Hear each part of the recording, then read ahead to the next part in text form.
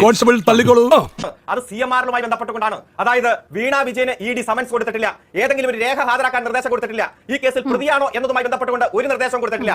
അങ്ങനെയുള്ള ഒരു കേസിൽ ഇന്നലെ ഹൈക്കോടതി CMR-ലുമായി ബന്ധപ്പെട്ടുകൊണ്ട് വിധി പറഞ്ഞപ്പോ 14 റെയ്ഡ്, പ്രതിപക്ഷ നേതാവിന്റെ വീട്ടിൽ റെയ്ഡ്, കണ്ണൂരിലെ വീട്ടിൽ റെയ്ഡ്, അങ്ങനെ നിയമവിരുദ്ധമായി ഇന്നലെ കേരളത്തിന്റെ മുഖ്യമന്ത്രി പ്രധാനമന്ത്രിയെ കണ്ടു. മറ്റു കാര്യങ്ങളൊക്കെ രാഹുൽ ഗാന്ധി ഇവിടെ വന്ന് എന്തുകൊണ്ട് പിണറായി വിജയനെ ചോദ്യം ചെയ്യുന്നില്ല, എന്തുകൊണ്ട് പിണറായിയുടെ വീട്ടിൽ ED ചെല്ലുന്നില്ല, ഏത് കേസിൽ? അത്ര വലിയ ബന്ധങ്ങളിലേക്ക് പോണോ ശിവൻകുട്ടി? അരുൺകുമാർ, താങ്കൾ കേരള ഹൈക്കോടതിയിലടക്കം പ്രാക്ടീസ് ചെയ്യുന്ന അഭിഭാഷകനാണ്. ശരിക്കും താങ്കൾ വിശ്വസിക്കുന്നുണ്ടോ VD സതീശൻ ഇന്നലെ വന്ന് നരേന്ദ്രമോദിയെ കണ്ടു, പിണറായി വിജയന്റെ വീട്ടിൽ റെയ്ഡ് നടത്തണമെന്ന് ആവശ്യപ്പെട്ടു, ഉടനെ നരേന്ദ്രമോദി വിളിച്ച് ED-യോട് പറഞ്ഞു നിങ്ങൾ പിണറായി വിജയന്റെ വീട്ടിലും 10 പോയി റെയ്ഡ് നടത്തൂ എന്ന് പറഞ്ഞു എന്ന് ശരിക്കും താങ്കൾ വിശ്വസിക്കുന്നുണ്ടോ? അതല്ല ഉദ്ദേശം. ഒന്ന്, ഈ കേരളത്തിൽ രാഹുൽ ഗാന്ധി വരുമ്പോഴെല്ലാം എന്തുകൊണ്ട് പിണറായി വിജയന്റെ വീട്ടിൽ ED കയറുന്നില്ല?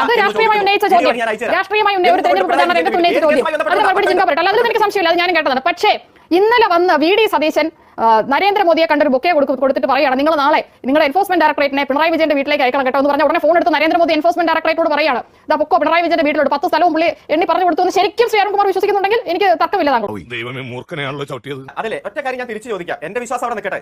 എന്തുകൊണ്ട് വീണ വിജയൻ പ്രതിയല്ലാത്ത, വീണ വിജയന് സമൻസ് അയക്കാത്ത, വീണ വിജയന് നോട്ടീസ് കൊടുക്കാത്ത ഒരു പ്രൊസീഡിംഗ്സിൽ ഇത്രയും വീടുകളിൽ വന്ന് സെർച്ച് ചെയ്യണം? അതിന്റെ പിന്നിലുള്ള കാരണം എന്താണെന്ന് അങ്ങ് തന്നെ അത് മറ്റൊരു വിഷയം, അത് താങ്കൾ ഉന്നയിച്ചത് എനിക്ക് മനസ്സിലായി, അത് ഞാൻ കേട്ടു. പക്ഷേ എന്റെ ചോദ്യം, താങ്കൾ ഒരു അഭിഭാഷകനാണ്, ഒരു അന്വേഷണ ഏജൻസി അതിന്റെ നടപടിക്ക് എത്തുന്നത് പ്രധാനമന്ത്രി നേരിട്ട് ഫോൺ വിളിച്ച് മുഖ്യമന്ത്രി പറഞ്ഞതിന് പ്രകാരം ഇവരുടെ എല്ലാം വീട്ടിൽ കയറി റെയ്ഡ് നടത്തൂ എന്ന് പറഞ്ഞാൽ റെയ്ഡ് നടത്തുകയാണ് എന്ന് താങ്കൾ ശരിക്കും വിശ്വസിക്കുന്നുണ്ടോ എന്ന് ഞാൻ ചോദിച്ചു. താങ്കൾ വിശ്വസിക്കുന്നുണ്ടെങ്കിൽ ഞാൻ അംഗീകരിച്ചു.